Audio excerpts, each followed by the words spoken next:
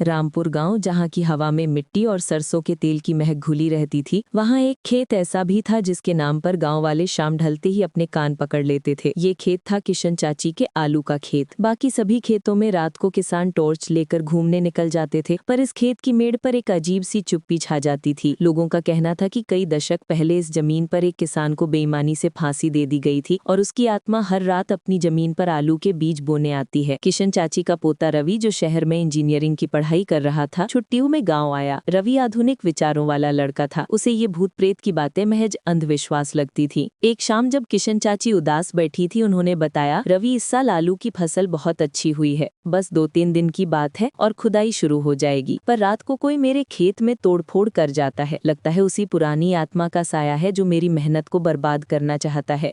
कोई मजदूर रात को रुकने को तैयार नहीं। रवि ने हंसते हुए कहा, चाची, इस 21वीं सदी में भी भूतों की बात। मैं आज रात रुकता हूँ, देखता हूँ कौन सा आलू का भूत आता है और कौन मेरे आलू चुराता है। किशन चाची ने उसे बहुत समझाया, बेटा, गलती मत कर, वो जगह शापित है। वहाँ रात को रुकने वाले को या तो कोई अनहोनी हुई है या वो सुबह तक पगला गया है। पर रवि नहीं माना। वो रात के खाने के बाद एक टॉर्च, एक डंडा और एक पुरानी ट्रांजिस्टर रेडियो लेकर खेत की ओर चल पड़ा। खेत काफी दूर शमशान घाट के पास था। जैसे ही रवि खेत की मेड़ पर पहुंचा, ठंडी हवा के एक झोंके ने उसे घेर लिया। उसने ट्रांजिस्टर पर जोर से गाने चलाए और खेत के बीचों बीच बनी छोटी सी मचान पर जाकर बैठ गया। शुरुआत में सब कुछ सामान्य था। चांदनी रात में आलू के हरे पौधे शांत दिख रहे थे। तभी आलू के पौधों के बीच से एक दबी हुई सिसकी की आवाज आई। ये आवाज इतनी धीमी थी कि रवि को लगा कि ये उसके कान का भ्रम है। थोड़ी देर बाद सिसकी की जगह एक हल्की खुरचने की आवाज आई। ऐसा लग रहा था जैसे कोई धीरे धीरे जमीन खोद रहा हो, पर जमीन पर कोई फावड़ा या औजार नहीं था। रवि की पीठ पर पसीना आ गया। उसने हिम्मत जुटाई और कांपती आवाज में पूछा, कौन है वहाँ?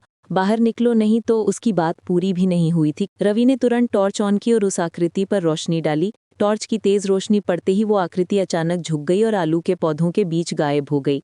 पैरों पर रोशनी पड़ते ही रवि को एक जबरदस्त झटका लगा। वो कोई भूत नहीं था, वो भूरे रंग का एक बड़ा जानवर था जिसके शरीर पर सफेद कीचड़ लगा हुआ था, जो चांदनी में भयानक भूत जैसा दिख रहा था।